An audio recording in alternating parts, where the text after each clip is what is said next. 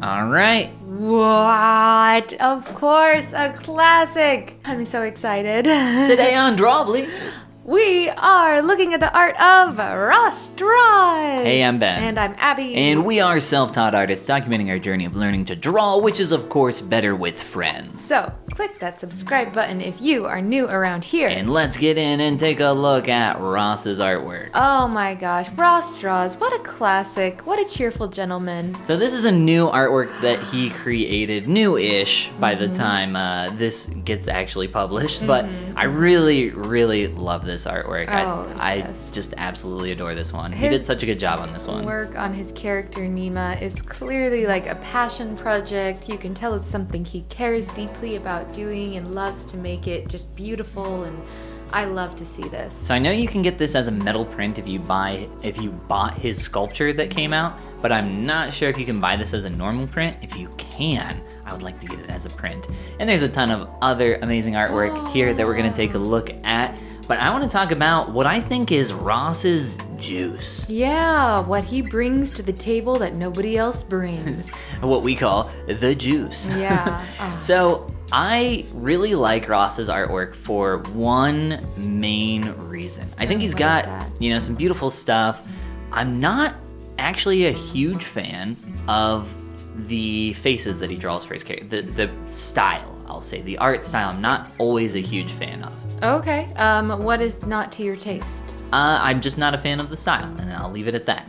But what I am a huge fan of is his storytelling. I think he has an absolutely just amazing way of telling stories in a singular image. In particular with his landscapes with singular characters in them, or a smattering of characters. There are just so many cool things going on in these images, and they're always compelling. Yes, look at the way this tree just dominates the canvas. Like it's its own like shape language just in that, and then he adds these characters at such choice little spots around the tree that really complement its shape language and flow. And I can't remember exactly, but I know that this was I saw the video for this. I think it was a photo bash. I can't remember exactly. But yeah, all of these are just so just interesting in the story that they're trying to tell. Yeah. Some of these, like this artwork in particular, was made for a game, Ni no Kuni. Oh. So there are a couple pieces scattered in here that are like other IPs, but for the most part, just really, really interesting storytelling. Yeah, I tend to think of him as a character artist, but the more I'm looking at his work, he's really also like an extremely good environment artist, and he puts characters in his environment, and it's awesome.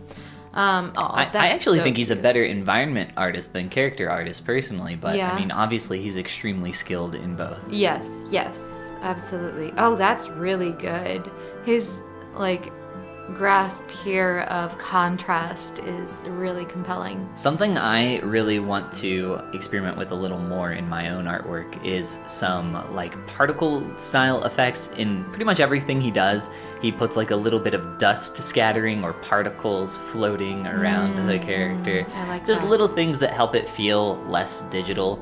Noise is one of those classic things that you can always return to. Yeah. And he does a lot of, here you can see some, you could consider it maybe snow, but there's always a smattering of brushstrokes here and there that achieve that effect. That is a cool knowledge set of how to make your digital art look a little less old-time digital. Yeah, speaking of looking less digital, this thing is filled with very painterly brushstrokes. Yes. Oh, can you imagine this so one thing I will say is my biggest delight in traditional media is a painting like that or this, where it would be very palette brush, big strokes on a canvas.